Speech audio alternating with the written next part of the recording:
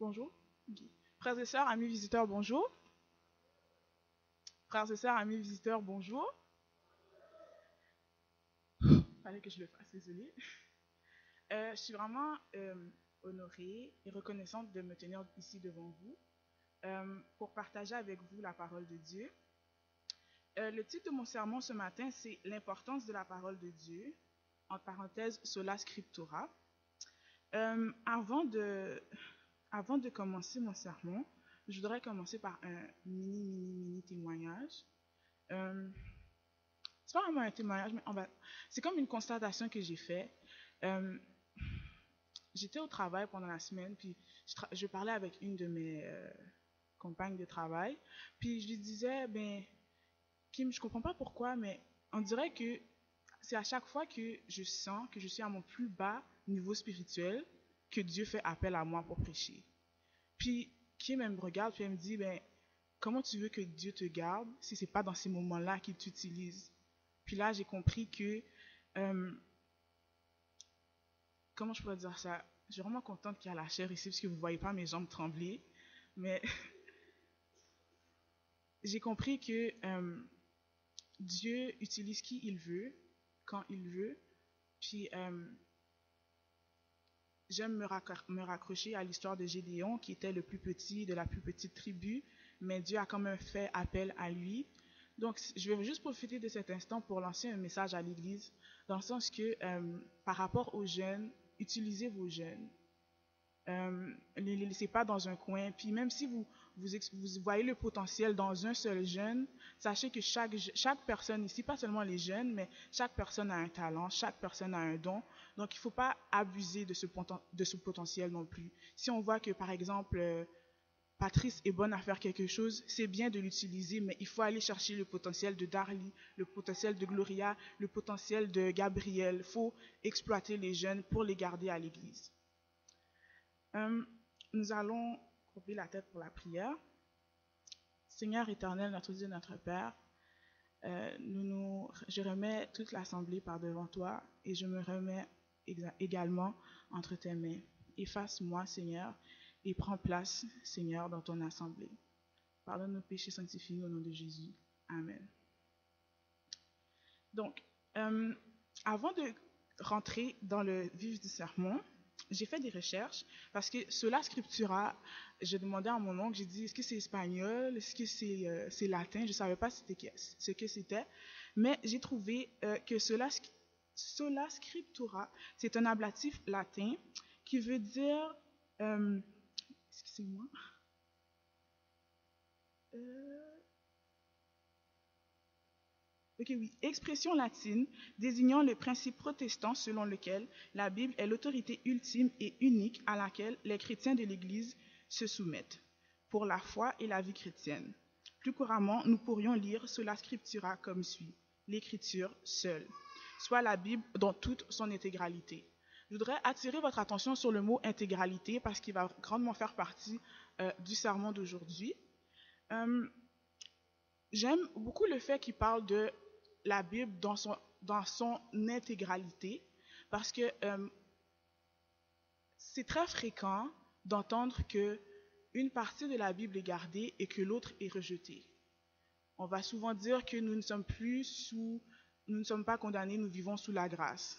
Qu'on rejette l'Ancien Testament, on garde le Nouveau Testament. Mais ce qui m'a fait rire un peu pendant que j'écrivais le sermon, c'est que Dieu fait les choses, puis il les fait Dieu est un Dieu d'ordre, puis quand il fait les choses, il les fait de la bonne manière. Parce que les mêmes personnes qui vont dire que on n'a plus besoin de l'Ancien Testament vont pas se rendre compte que dans le premier livre du Nouveau Testament, Dieu nous dit qu'il faut garder sa parole. Donc si, j'ai oublié de le dire, mais je veux que vous participiez avec moi. Donc je vais vraiment faire beaucoup d'interactions avec vous. Je pense que ça va m'aider à évacuer mon stress. J'aimerais juste que ensemble on récite les quatre premiers évangiles, les quatre premiers livres du Nouveau Testament, soit Matthieu, Marc, Luc et Jean. Donc, si nous ouvrons nos Bibles dans Matthieu 5, les versets 17, les versets 17, ça nous dit, un instant, je vais voir ma Bible.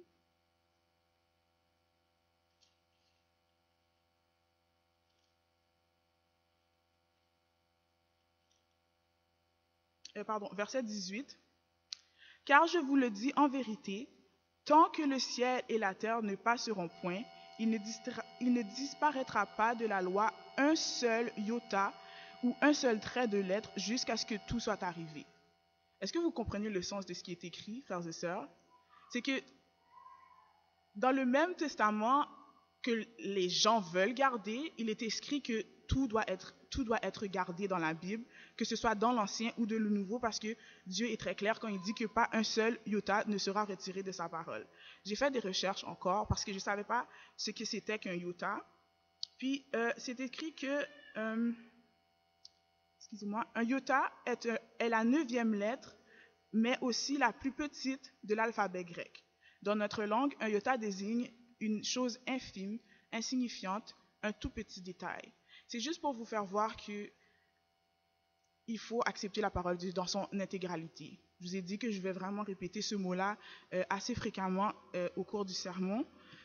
Donc, il faut accepter la parole de Dieu, qu'elle soit dans l'Ancien, qu'elle soit dans le Nouveau Testament. Puis, j'aimerais qu'on relise le verset, mais pas seulement le verset 18, le verset 17, et ensuite relire le verset 18. Ça nous dit, « Ne croyez-vous pas que je sois venu pour abolir la loi ou les prophètes? Je suis venu non pour abolir, mais pour accomplir. Car je vous le dis en vérité, tant que le ciel et la terre ne passeront point, il ne disparaîtra pas de la loi un seul iota ou un seul trait de lettre jusqu'à ce que tout soit arrivé. » Donc, je me répète encore, par cela, on peut comprendre que il faut accepter la Bible, la parole de Dieu, dans toute son intégralité, pas seulement prendre une partie qui va nous garder dans notre zone de confort et rejeter une autre partie sous précepte que c'est le Nouveau Testament qui prône sur l'Ancien Testament.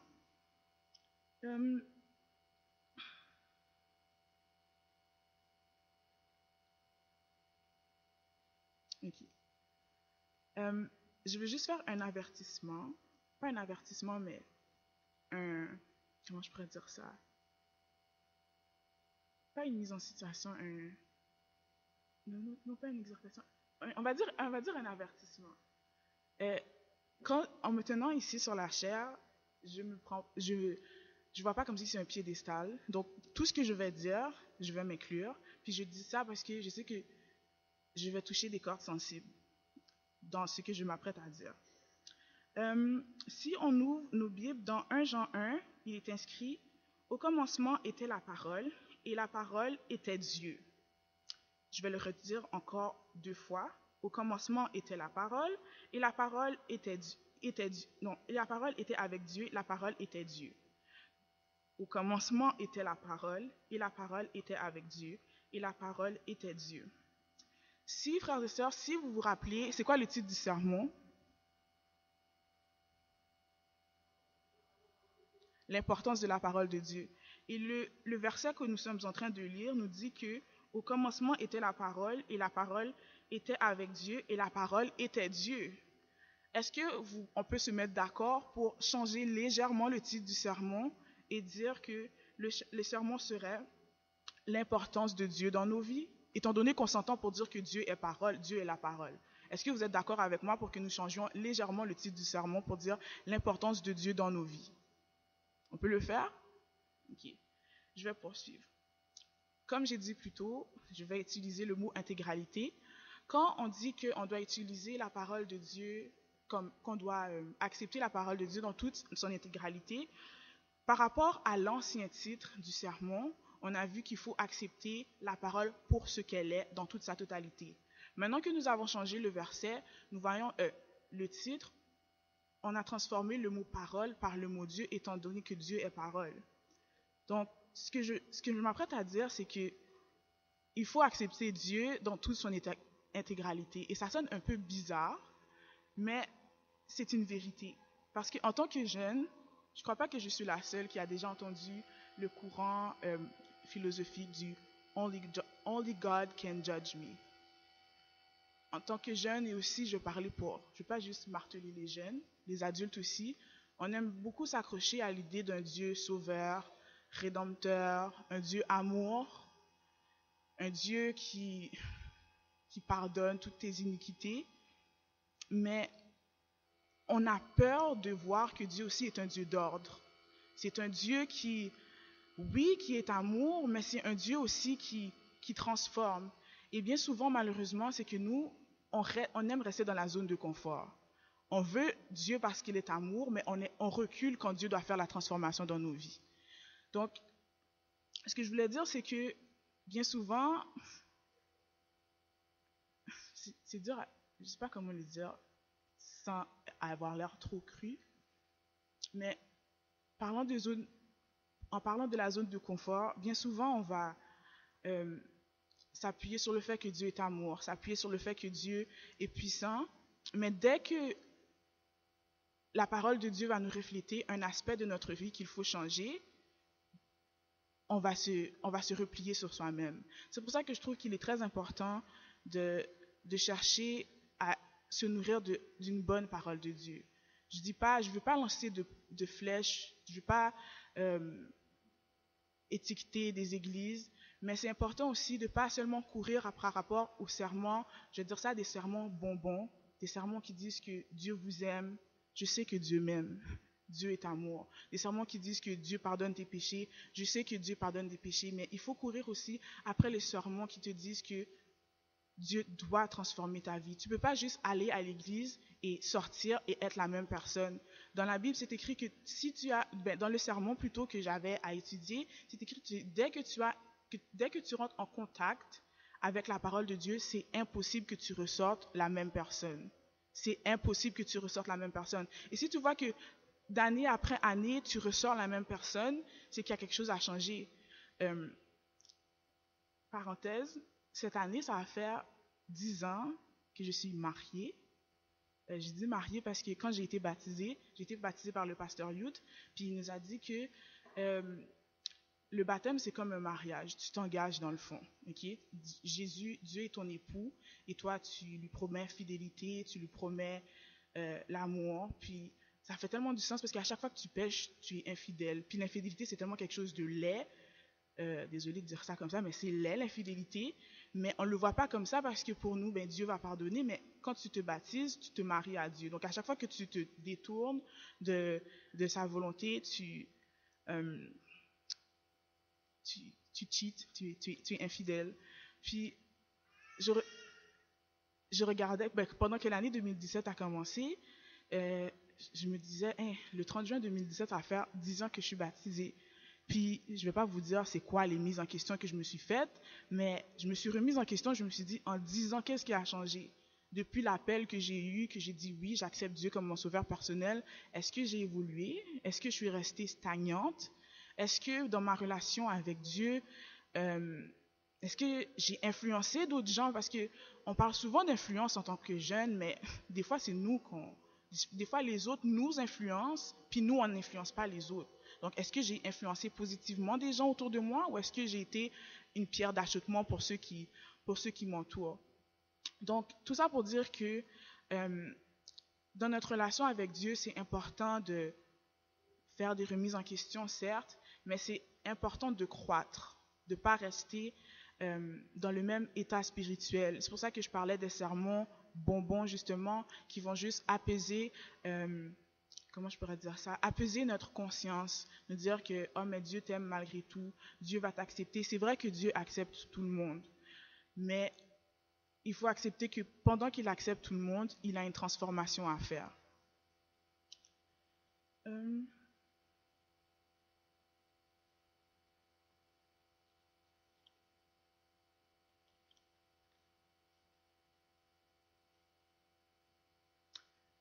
Euh, je vais partager avec vous un de mes versets, pas préférés, mais un verset qui est, comment je peux dire ça, que je trouve vraiment frappant et touchant. Mais avant ça, je vais juste vous poser une question. Si on vous demandait, si par exemple je venais avec un bocal gros comme cela et que je vous disais de rentrer un éléphant à l'intérieur, comment auriez-vous réagi?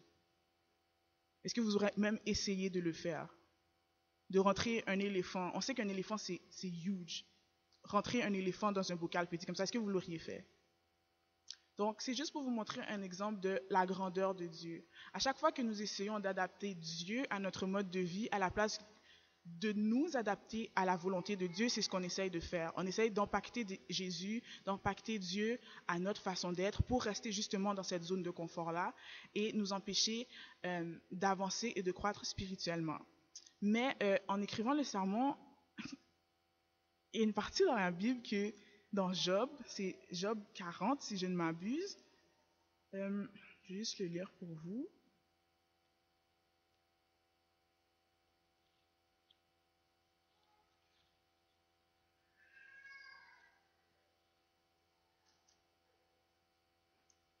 Ok, dans Job 40, j'aime beaucoup ce passage dans la Bible. Je vais juste lire les 9 premiers versets parce que c'est comme si que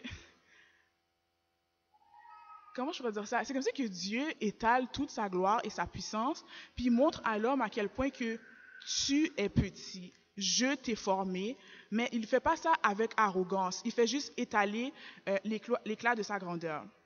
Donc l'Éternel répondit à Job du milieu de la tempête et dit, Saint est comme un vaillant homme. Je t'interrogerai et tu m'instruiras. Anéantiras-tu anéantiras-tu jusqu'à ma justice? Me condamneras-tu pour te donner droit? As-tu un bras comme celui de Dieu, une voix tonnante comme la sienne? Orne-toi de magnificence et de grandeur. Revêt-toi de splendeur et de gloire. Répands les flots de ta colère, et d'un regard abaisse les hautains. D'un regard humilie les hautains, écrase sur place les méchants. Cache-les tous ensemble dans la poussière et enferme leur front dans les ténèbres. Alors je rends hommage à la puissance de ta droite. Si vous continuez le verset 40 jusqu'au le chapitre 40 jusqu'au chapitre 41, on voit la magnificence de Dieu. Puis moi, quand je lis ça, je suis toujours en train de rire parce que c'est comme si que Dieu disait à Job, pose au pitié, pas qu'à gérer ça. C'est comme ça que je le comprends personnellement. C'est comme si que Dieu dit à Job, je suis en contrôle. Je vais faire ce que j'ai à faire. D'une manière polie, Dieu dit à Job de se mêler de ses affaires. Donc, ce que je vois là-dedans, c'est que comment un Dieu si grand, plus loin dans les versets, il dit qu'il tient, comment je pourrais dire ça? Il tient de la grêle, il tient des tempêtes de neige dans des réserves pour les jours où il va devoir les utiliser. Comment un Dieu si grand, on peut même oser penser qu'on peut l'adapter à notre mode de vie. C'est quelque chose qui, pour moi, ne fait pas de sens. C'est pour ça que, encore une fois, je vais revenir sur le point de l'intégralité. C'est bien d'accepter Dieu dans toute son intégralité, puis d'accepter que si on accepte Dieu dans son intégralité, dans toute sa parole, l'accepter de A à Z, il y a quelque chose qui doit se passer, il y a une transformation qui doit se produire. Maintenant, je vais vous lire Matthieu 15, verset 7 à 9. Ça dit, hypocrite, Ésaïe a bien prophétisé sur vous quand il a dit, ce peuple m'honore des lèvres, mais son cœur est éloigné de moi. C'est en vain qu'il m'honore en enseignant des préceptes qui sont des commandements d'hommes. J'ai trouvé important d'intégrer ce verset à ma prédication concernant l'importance de la parole de Dieu, parce que comme je suis dans ma communauté, je peux me permettre de dire certaines choses, parce que je ne suis pas dans les autres communautés. C'est important, frères et sœurs, de détacher la tradition de la parole de Dieu. Il y a beaucoup de choses qui sont intégrées à l'Église par tradition, par coutume, et qu'on essaye de faire passer comme si c'était écrit dans la Bible. Moi, je veux pas dire que je suis Saint Thomas. Je veux pas, quand une personne va venir me dire, voici Yoshibet, tu dois faire ceci, tu dois faire cela, je ne veux pas dire je te crois pas, il faut que tu montres le verset dans la Bible. Mais c'est très facile de cerner quand on essaie d'instaurer quelque chose à l'Église par principe de tradition que plutôt que par principe de suivre la parole de Dieu. Puis c'est vraiment quelque chose qui est courant, et je vais le dire, ne me lancez pas de roche, mais c'est courant dans la communauté haïtienne. On n'est pas capable de distancer, de dissocier la coutume de la parole de Dieu. Puis c'est quelque chose qu'il faut faire extrêmement attention parce que en tant qu'Église, on n'est pas seulement censé faire rentrer des Haïtiens à l'église, puis parmi nous, il y a des Portugais, il y a des Mauriciens, il y a des Africains. On est tous appelés à être enfants de Dieu. Donc, c'est vraiment important de ne pas instaurer des coutumes parce qu'il y a des choses qui peuvent rentrer en conflit. Puis là, on peut perdre des âmes juste parce qu'on ne combat pas le bon combat. On va instaurer, ça parce que l'MT Haïti, c'est comme ça s'est passé. On n'est plus en Haïti, guys. On n'est plus en Haïti, puis il faut apprendre à s'accommoder. Il faut apprendre à s'accommoder à pas l'atmosphère, mais dans l'air dans laquelle nous vivons. Ça, comme je sais que vous allez dire que vous allez me sortir le verset. C'est quoi déjà le verset? Ne vous conformez pas au temps présent. C'est pas ça que je veux dire. Dans le sens qu'il faut pas. Je dis pas qu'il faut accommoder la parole de Dieu au temps dans lequel on vit, mais c'est important de prendre conscience que nous sommes ici au Canada. La même approche que vous auriez eue il y a 20 ans en Haïti, si vous retournez aujourd'hui, vous n'aurez même pas pu l'avoir encore, même si vous étiez en Haïti, parce que les choses évoluent. Puis il faut s'adapter à... Il faut s'adapter dans le pays dans lequel nous vivons. Puis ça, je sais que, je ne peux pas vous dire c'est quel verset, mais je sais que Jésus l'a dit aussi. Okay? Je sais que Dieu a dit qu'il faut se conformer au gouvernement des pays dans lesquels on vit, etc.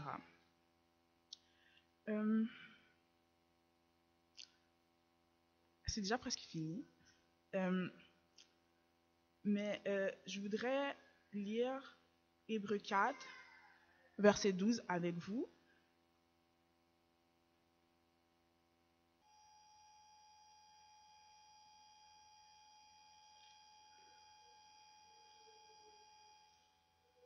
Hébreux 4, versets 12 et 13.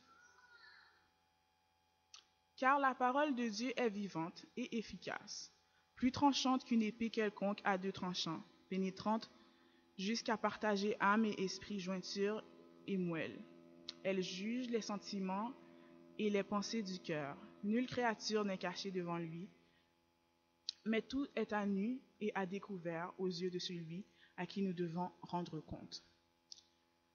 Je trouve que c'est un verset vraiment important pour le sermon d'aujourd'hui.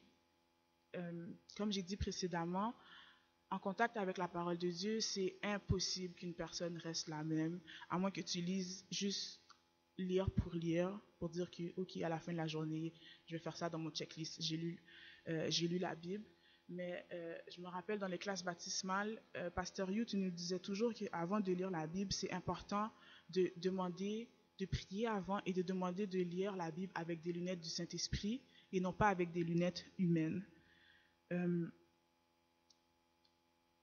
C'est un verset que je trouve important parce que, je sais pas comment dire ça, mais en tant que jeune, on va souvent vouloir faire les choses à notre façon, vouloir explorer, acquérir de l'expérience, dire qu'on a vécu, mais il faut toujours chercher à faire les choses aussi selon la volonté de Dieu. Puis là encore, je tiens à le dire que je dis ça, puis c'est pas comme si que c'est quelque chose que je faisais moi-même. C'est pour ça que je trouve ça quand même assez dur de me tenir derrière la chair et dire aux gens quoi faire, parce que c'est pas quelque chose que je fais moi-même, mais j'en prends conscience, puis je prie là-dessus. Mais il y a aussi un message que je voudrais lancer à l'Église par rapport à cela. C'est pas facile d'être jeune, ça c'est vrai. Puis je vais lancer à l'Église puis aux jeunes aussi. C'est pas facile d'être jeune, mais quand tu te rapproches, je pense que quand tu te rapproches de la parole de Dieu et que tu comprends son importance dans ta vie, les choses peuvent changer. Parce que qu'est-ce qui est important pour nous? Moi, j'ai comparé ça à la nourriture. Parce que la nourriture, c'est vital. Puis, à moins que tu fasses un jeûne ou que tu fasses une diète quelconque, manger, c'est important. Puis, je pense que tout le monde ici aime manger. C'est un besoin que l'homme ressent. Puis, c'est censé être la même chose avec la parole de Dieu, parce que la parole de Dieu est vitale. Donc, quand tu te nourris de la parole de Dieu, quand tu restes ferme, accroché à la parole de Dieu, peu importe les tracas, peu importe ce que tu peux traverser, ben, tu sais que Dieu est là, puis que Dieu que Dieu est là, puis le dernier verset nous dit que euh, nulle créature n'est cachée devant lui, mais tout est à nu, à découvert aux yeux de celui à qui nous devons rendre compte. Ce verset est venu me chercher. Pourquoi? Parce que ça nous dit que même si, même si qu'on vit dans la philosophie du Only God can judge me et qu'on dit que on a peur de la réaction des gens, c'est important de savoir que on a de compte à rendre qu'à Dieu. Ça, je sais que je vais avoir l'appui des jeunes sur ça. Mais comme de l'autre côté de la médaille aussi, ce qui est important de savoir, c'est que ce qu'on fait, les yeux du monde nous regardent. C'est facile de dire que Dieu me juge, j'ai juste des comptes à rendre à Dieu, mais nous sommes dans une institution organisée, comme je l'ai dit auparavant, on sert un Dieu d'amour, oui, mais aussi un Dieu d'ordre. Donc, de la même manière que ça va être facile pour moi de dire que il ne faut pas juger, il ne faut pas aux jeunes de si on fait quelque chose, de ne pas avoir peur de revenir à l'église parce que sœur Intel va me regarder, oh frère Intel elle va appeler mes parents, puis je ne sais pas comment je vais me sentir quand je vais retourner à l'église. Mais c'est quelque chose qu'on était censé savoir depuis à la base. Alors, avant de commettre l'action, avant de faire ceci, avant de faire cela, on savait déjà que ces conséquences-là allaient nous poursuivre. Donc, c'est vrai qu'il faut dire que oui, c'est vrai, il ne faut pas juger, il faut exhorter et que Dieu seul peut nous juger, que le jugement de Dieu compte. Mais il ne faut pas oublier que nous sommes humains. Et je ne dis pas ça pour excuser le fait que nous jugeons les jeunes, que nous nous jugeons entre nous. Mais il faut juste prendre conscience que c'est facile de mettre le blâme sur le reste de l'Église en disant que oh, mais ils n'ont pas le droit de me juger. Mais quand tout ce qu'on fait a une conséquence, qu'elle soit positive, qu'elle soit négative, ce qu'on fait a une conséquence. Puis avant de dire mais sœur Intel va me regarder, il faut penser à ça 3 fois avant de commettre l'action qui va faire que sœur Intel ou frère Intel va nous regarder. Puis j'aimerais aussi mettre l'accent sur le fait, encore une fois, que rien, et vraiment rien, n'est censé mettre une barrière entre toi et ton Dieu. Dans le sens que si on prend bien le sens de ce qu'est la parole de Dieu, on l'a lu dans 1 Jean 1, verset 1, la parole de Dieu est Dieu lui-même. Puis au commencement, on n'avait pas de Bible. Pourquoi? Parce que Adam voyait Dieu face à face. Adam vivait avec Dieu. Ève vivait avec Dieu. Mais la distance qui nous sépare de Dieu a été instaurée par le péché. Puis il nous laisse sa parole. Puis c'est, je sais pas, je peux dire, pratiquement la seule chose qu'on a pour entrer en communication avec lui, mis à part la prière. Donc, pour finir, je veux juste mettre l'accent sur le fait que la parole de Dieu, c'est quelque chose qui devrait être vu comme quelque chose de vital. De la même manière qu'on ne peut pas passer une journée sans boire de l'eau, on ne peut pas passer une journée sans manger, il faudrait dire aussi qu'on ne peut pas passer une journée sans passer du temps avec Dieu. Et pas n'importe quel temps. Il faut vraiment passer du temps de qualité. Donc, c'est vrai que oui, il y a les prières micro-ondes. Moi, la première à le faire avant de sortir, tu fermes tes yeux 3 secondes, Seigneur, bénis-moi sur le chemin. Amen. Tu sors et tu reviens à la maison. Et c'est par sa grâce que Dieu te permet de revenir vraiment, de revenir en bien chez toi.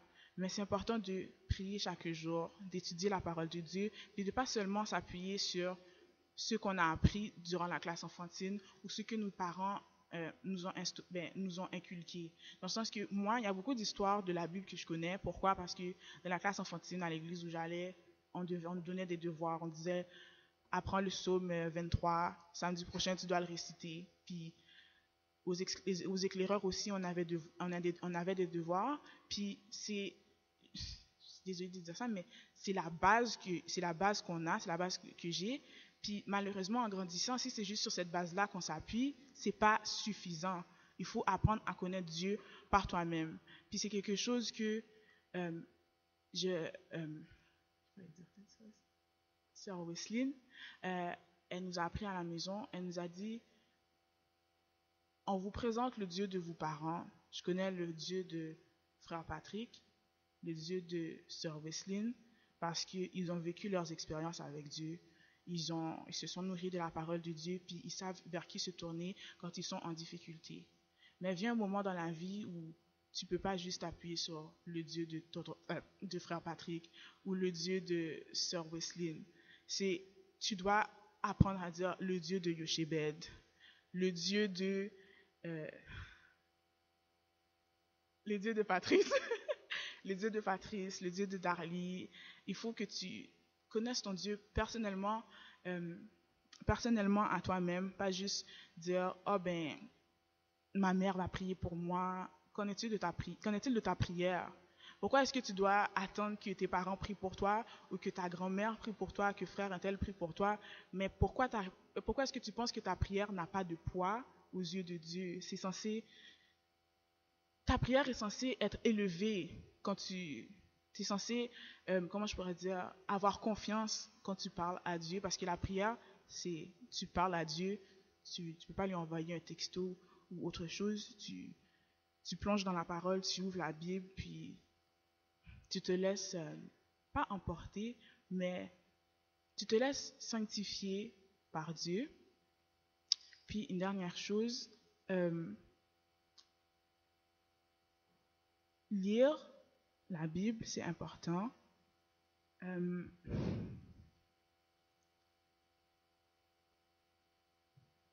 prier, c'est important, mais ça servirait à rien si c'est pas pour l'appliquer.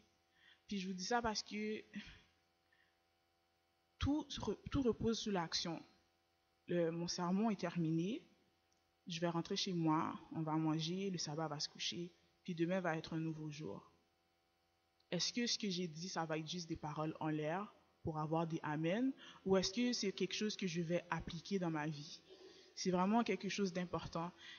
C'est facile de dire, je crois en Dieu, Dieu est pour moi, ma forteresse, etc. Mais si c'est seulement vendredi soir au coucher du soleil jusqu'à samedi soir au coucher du soleil que ce genre de pensée-là t'effleure, c'est qu'il y a un problème. Pour ceux qui viennent à l'église le mercredi soir, si c'est le mercredi soir que ces pensées-là viennent en vous, en nous, je m'inclus là-dedans, excusez-moi, il y a un problème. Parce que on est censé être connecté à Dieu 24 heures sur 24, 7 jours sur 7.